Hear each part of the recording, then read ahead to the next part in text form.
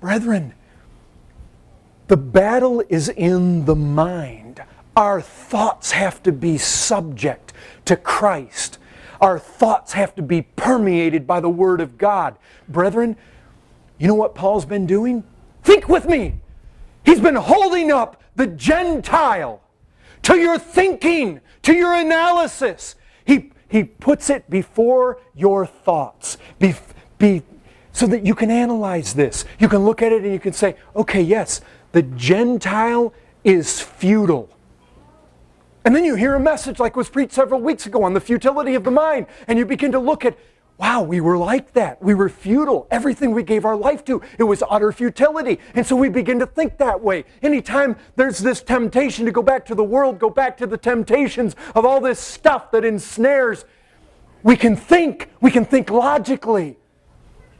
We can wake up in the morning and think, I don't want to waste my life. I need to put on the new man. You see, brethren, we begin to think. This is where the battle's won.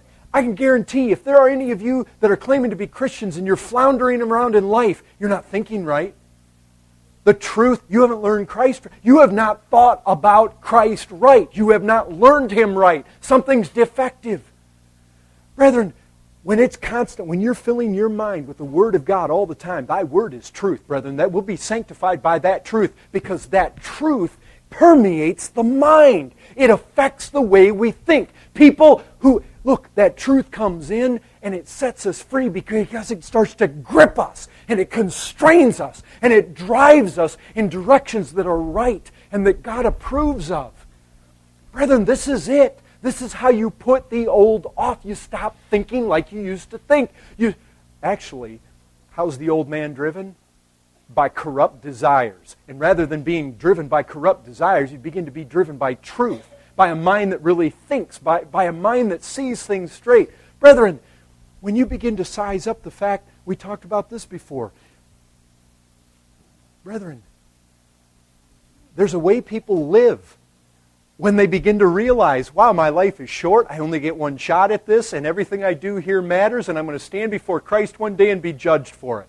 You start letting that truth control you day in, day out. One of the things was, brethren, when we were lost, we tried not to think about that. We tried not to think about death. We tried not to think about judgment. We tried not to think about the consequences of sin. We tried not to think about hell.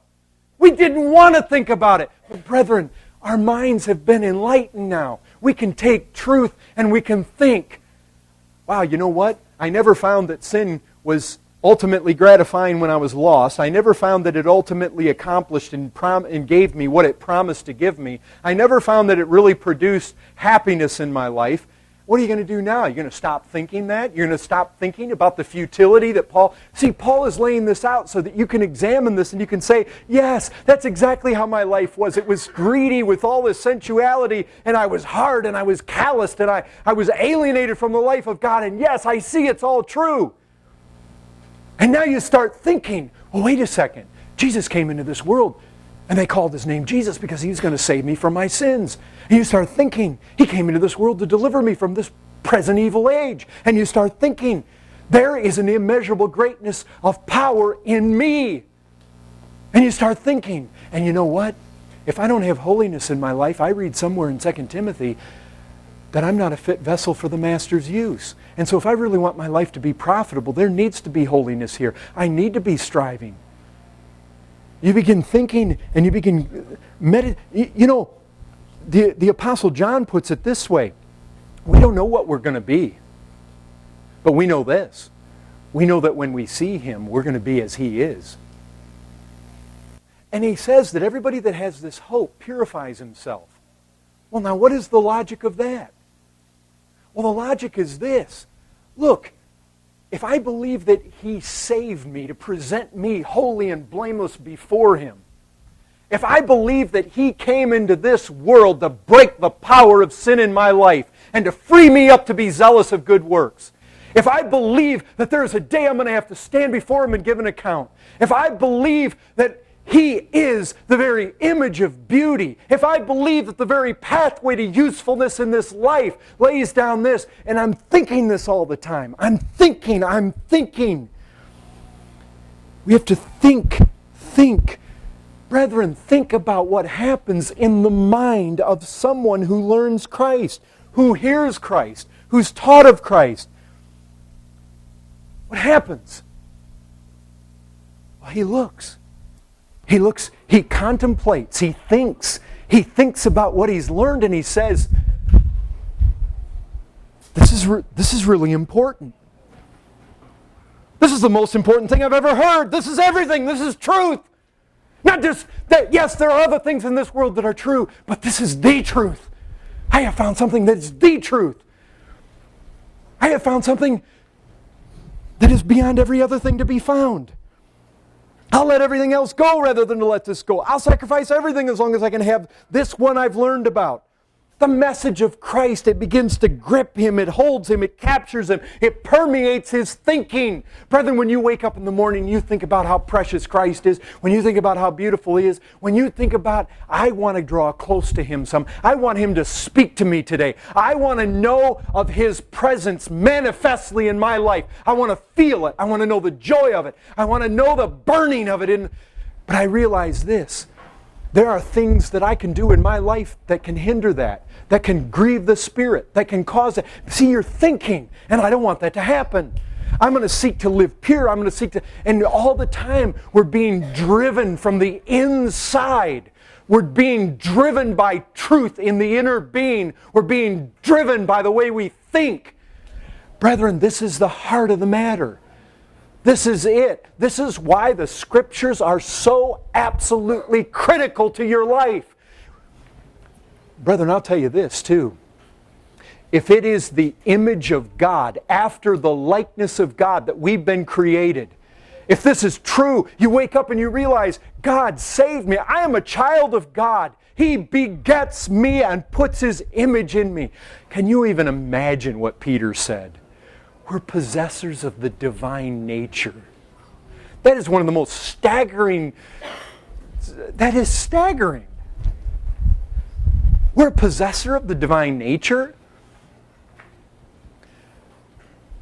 Brethren, one of the things we need to permeate our thinking with, if indeed God Himself, if God-likeness, God's image burned into me and flowing out in holiness and righteousness, if that is really all what the new man is about, then brethren, I need to be controlled by truth like that. I need to come to the Word of God and I need to see God in all of His righteousness. And I need to see God in all of His holiness. I need to see it. God is holy, holy, holy. The whole earth is full of His glory.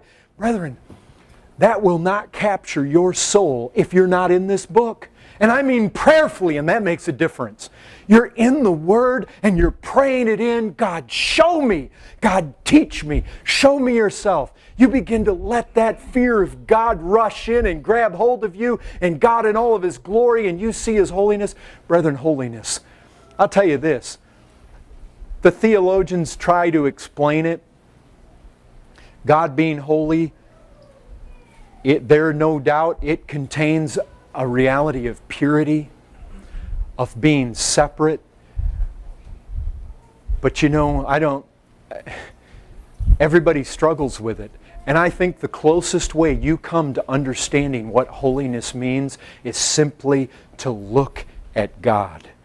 It is to take His revealed Word and it is to find out. And I'll tell you, the holiness of God shines probably as brightly as anywhere right there at the cross. I mean, what in the world? It took God Himself to suffer under the indignation of God Himself. God suffering under God. How can the holiness of God and absolute, utter hatred? He is of purer eyes than to behold sin, and He cannot behold it, and it must be punished, and He will crush with His damning power where that is, and Christ becomes sin. I'll tell you, first and foremost, the cross is not about us. It is about God's holy name. It's about God vindicating His own self. Brethren, we begin to see that and it jumps out at us and we see and how righteous He is, how absolutely perfect, how everything about God is upright through and through. Everything He does is pristine perfection of righteousness. And brethren, you know, I wish I could just, you know, squeeze all of that out of here right now. But that's not the way it happens. It comes by a lifetime of being in this Word all the time, and studying and meditating and coming away where, brethren, if you come away from this book and you are not somehow swayed, impacted, influenced, or moved by the truth of it, you're not reading it right. Brethren, if you're neglecting this book, there is simply no excuse. And I mean, pray it in, brethren. It makes a big difference when you pray, when you seek God. Many times we have not because we ask not. One of the things, come to this book and just plead. Remember, remember, brethren, remember what I emphasized to you about Paul's prayer. There and back in chapter 1. Praying that we might have a revelation of Him. We need a revelation of God. We need a revelation of His truth to our soul.